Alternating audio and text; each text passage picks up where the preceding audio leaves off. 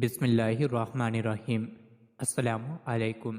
روزانہ واقعات سننے کے لیے اس چینل کو سبسکرائب کریں۔ مدینے کے اندر ایک نوجوان بلا کا حسین تھا۔ دو شہزائیں اس کے حسن پر بے پناہ لٹو تھیں۔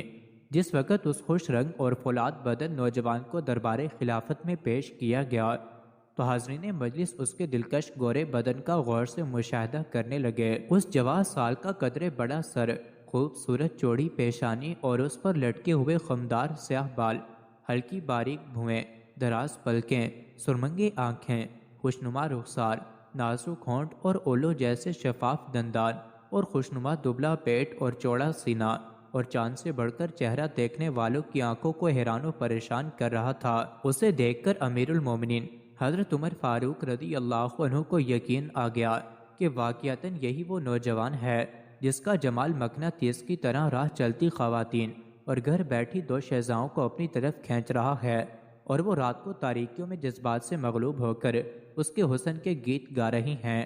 آپ نے خواتین کو اس کے دل ربا حسن کے فتوے سے بچانے کے لیے اس کا سر موڑنے کا حکم دے دیا۔ اس بیچارے کو بارگاہ خلافت کا حکم ٹالنے کا یارانہ نہ تھا، اس لیے یہ حجام کے آگے بیٹھ گیا اور اپنا سر منڈوانے لگا۔ جب وہ سر منڈوا چکا تو اس کی پیشانی یوں نمودار ہوئی کہ گویا وہ چاند کا ٹکڑا ہو، اور وہ پہلے سے بھی زیادہ خوبصورت نظر آنے لگا۔ یہ دیکھ کر آپ نے دوسرا حکم جاری کیا کہ اس کے سر پر امامہ پہنایا جائے۔ چنانچہ وہ امامہ پہن کر مزید خوبصورت نظر آنے لگا۔ جب وہ مسجد نبوی میں نماز ادا کرنے کے لیے جاتا تو راہ چلتی خواتین کی نگاہیں اس کی سرمنگی آنکھوں پر مرکوز ہونے لگیں اور وہ اسے گلی کوچوں میں دیکھ کر مبہوت رہ جاتی۔ یہ دیکھ کر حضرت عمر رضی اللہ عنہ نے حکم دیا کہ نوجوان، تم اس شہر میں نہ رہو اور بصرہ چلے جاؤ۔ اس نے وجہ پوچھی تو آپ نے صرف اتنا ہی جواب دیا کہ یہ میرا حکم ہے، اور مزید کچھ نہ بتایا۔ اس بیچارے نے بارگاہ خلافت کے حکم کے سامنے سر تسلیم خم کر دیا، لیکن اسے سمجھ میں نہ آ رہا تھا کہ اس کے ساتھ ایسا سلوک کیوں کیا گیا۔ جب اس نے امیر المومنین کے کسی ہم نشین سے اس کارروائی کا سبب پوچھا تو اس نے بتایا کہ معاملہ دراصل یہ ہے کہ گزشتہ رات جب دارالخلافہ کی رعایا میٹھی میٹھی نیند کے مزے لوٹ رہی تھی تو امیر المومنین حسب ضرورت معمول دارالخلافہ کی گلی کوچوں کا گشت کر رہے تھے کہ نصف شب کے قریب ایک دروازے پر سے ان کا گزر ہوا تو ان کے کانوں میں ایک خاتون کی آواز پڑی جو بڑی پرسوز آواز سے شہروں میں اپنی آرزوؤں کا اظہار کر رہی تھی اور کہہ رہی تھی کہ بھلا کوئی صورت بن سکتی ہے کہ میں شراب پی سکوں، اور بھلا کوئی راہ نکل سکتی ہے کہ میں نصر بن حجاج کے پاس پہنچ جاؤں، اس نوجوان کے پاس پہنچ جاؤں جو شریف النسل ہے، خوبرو ہے، عزت دار ہے اور ضدی بھی نہیں ہے۔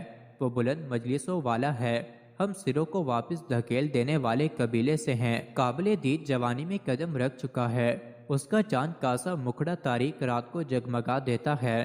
جو ہی آپ کے کانوں میں یہ اشعار پڑھے تو فرمایا، اچھا میرے ہاں اس شہر میں ایسا نوجوان بھی ہے کہ اگر اس کی خوبصورتی کو مصنوعی طریقے سے کم نہ کیا گیا تو خواتین کے بہک جانے کا خطرہ ہے۔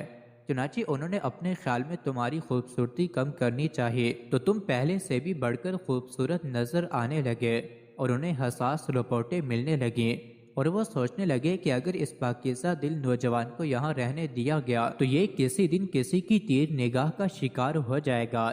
اس لیے انہوں نے آپ کو بصرہ بھیجنے اور وہاں بسانے کا پروگرام بنایا ہے، لہٰذا اللہ کا نام لیجئے اور رخ سفر باندھ لیجئے۔ امیر المومنین آپ کو بصرہ بھیجنے کا ارادہ کر چکے ہیں اور وہ اس ارادے سے ٹلنے والے نہیں۔ چنانچہ وہ نوجوان بصرہ چلا گیا۔ مزید ایسی ہی ویڈیوز کے لیے چینل کو ضرور سبسکرائب کریں۔